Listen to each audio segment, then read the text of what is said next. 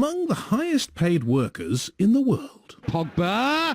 Oh, Paul Pogba has driven it in from the edge of the box. That's what Jose Mourinho wanted. What a strike from Footballers Pogba. in the English Premier League, including Paul Pogba, earn up to $380,000 a week in return for kicking a piece of inflated leather around for 90 minutes, or 180 minutes if it's been an especially strenuous week.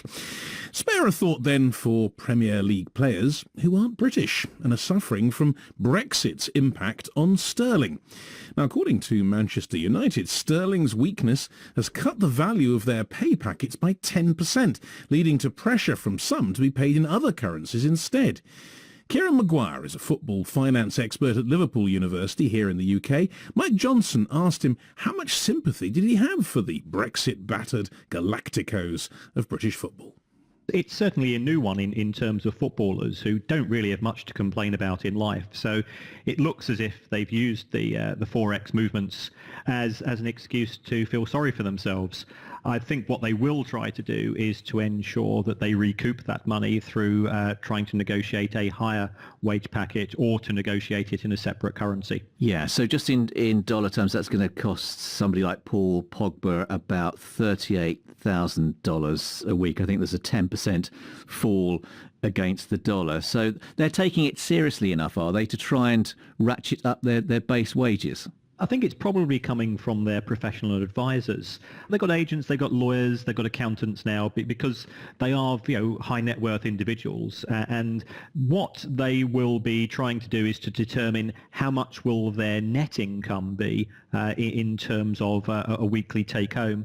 So that not only will Forex movements be taken into consideration, but also the tax rates being charged in the countries in which they choose to play. And we're told that Manchester United's players from Europe are asking to be paid in euros instead, and that comes from good authority, the chief financial officer of Manchester United. How easy is that for a club like Man U to do?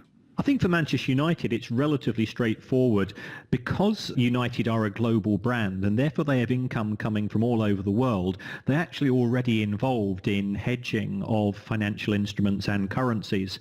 So from their point of view, this would just be an additional exercise for their treasury department. I think the problems would probably arise further down the Premier League. If you've got a small club such as Crystal Palace, they're unlikely to have those type of resources. I suppose what this story tells us is that although you could be forgiven for thinking a lot of footballers are greedy and cosseted prima donnas, I suppose it shows that you get used to a certain standard of living, don't you? And if that standard drops down, even if you are on $380,000 a week, you're not going to like it. I think they are used to a certain standard of living, but also we're living in a world now where it's a global market for players. So if they can get the same amount of money or a high amount of money by staying within continental Europe or by going to China, I think you will find some players deciding that that's the most lucrative option for them. I suppose if the worst comes to the worst, they could always just sell another Maserati. That's provided, of course, they can remember where they've parked their cars, because there are stories of some players having so many cars they've actually lost track of where they've located them. Poor things. Kieran Maguire there from Liverpool University.